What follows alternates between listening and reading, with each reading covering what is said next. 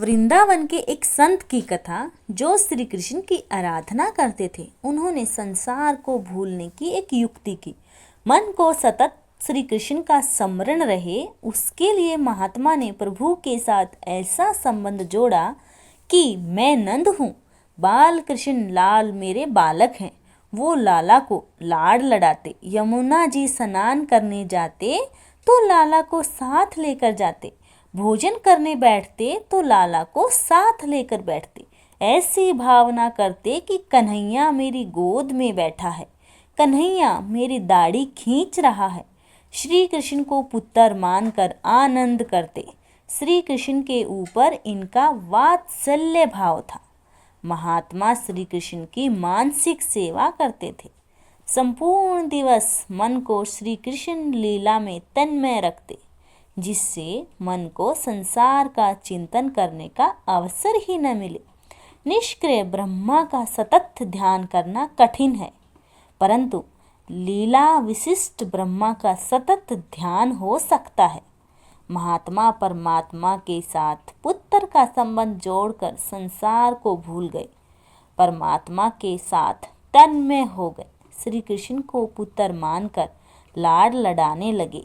महात्मा ऐसी भावना करते कि कन्हैया मुझसे केला मांग रहा है, बाबा मुझे केला दो, ऐसा कह रहा है। महात्मा मन से ही कन्हैया को केला देते। महात्मा समस्त दिवस लाला की मानसिक सेवा करते और मन से भगवान को सभी वस्तुएं देते। कन्हैया तो बहुत भोले हैं, मन से दो तो भी प्रसन्न हो जाते हैं। महात्मा कभी कभी शिष्यों से कहते कि इस शरीर से गंगा स्नान कभी हुआ नहीं, वह मुझे एक बार करना है। शिष्य कहते कि काशी पधारो। महात्मा काशी जाने की तैयारी करते, परंतु वात्सल्य भाव से मानसिक सेवा में तन्मय हुए कि कन्हैया कहते, बाबा मैं तुम्हारा छोटा सा बालक हूँ, मुझे छोड़कर काशी नहीं जाना। इस प्रकार महात्मा सेवा में तन्मय होते। उस समय उनको ऐसा आभास होता था कि मेरा लाला जाने की मनहाई कर रहा है, मेरा कहना अभी बालक है, मैं कन्हैया को छोड़कर यात्रा करने कैसे जाऊं? मुझे लाला को छोड़कर जाना नहीं। महात्मा अति वृद्ध हो गए।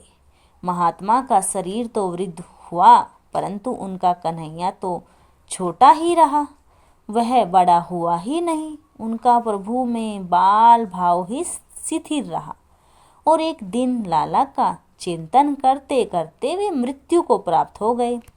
शिष्य कीर्तन करते करते महात्मा को शमशान ले गए।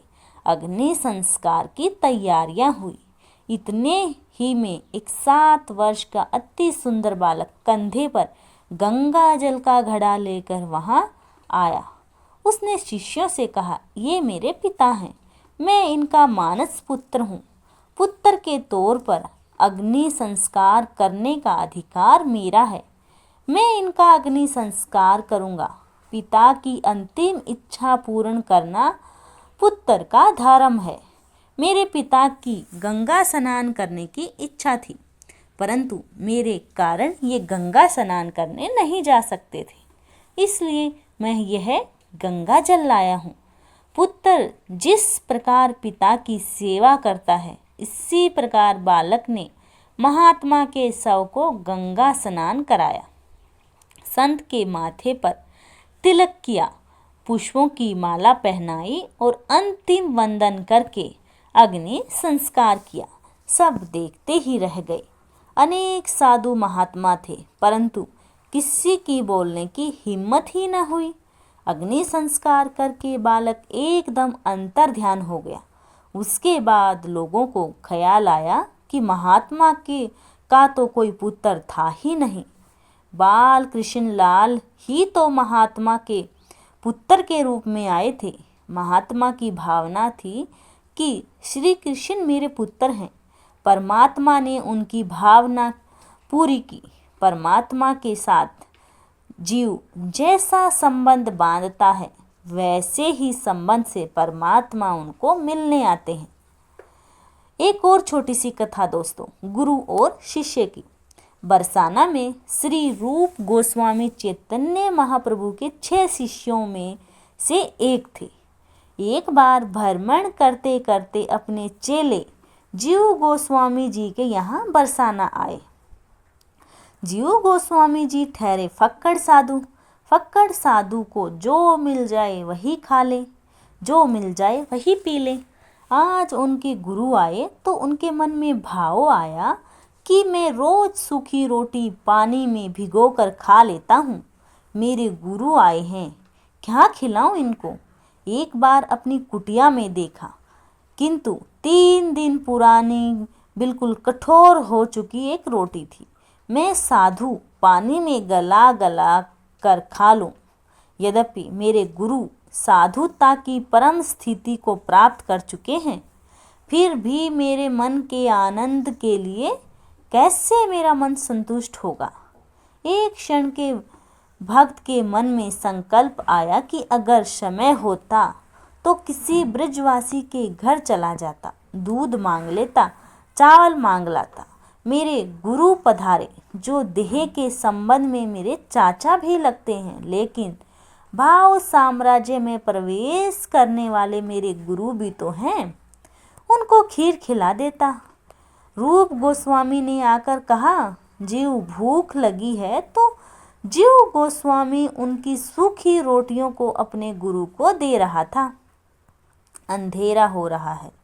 जीव गोस्वामी की आंखों में अश्रु आ रहे थे और रूप गोस्वामी जी ने कहा, तुम रो क्यों रहे हो, हम तो साधु हैं ना, जो मिल जाए वही खा लेते हैं, मैं खा लूँगा। जीव ने कहा, नहीं बाबा, मेरा मन नहीं मान रहा। आप कि यदि कोई पूर्व सूचना होती तो मेरे मन में कुछ था। यह चर्चा हो ही रही थी कि कोई अर्धरात्रि में दरवाजा खटखटाता है। ज्यों ही दरवाजा खटखटाया, जीव गोस्वामी ने दरवाजा खोला।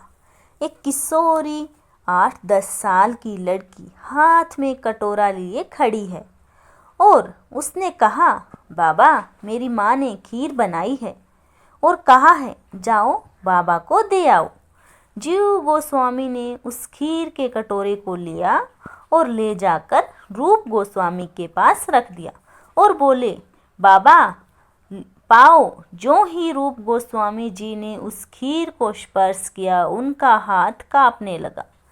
जीव गोस्वामी को लगा, बाबा का हाथ कांप क्यों रहा है।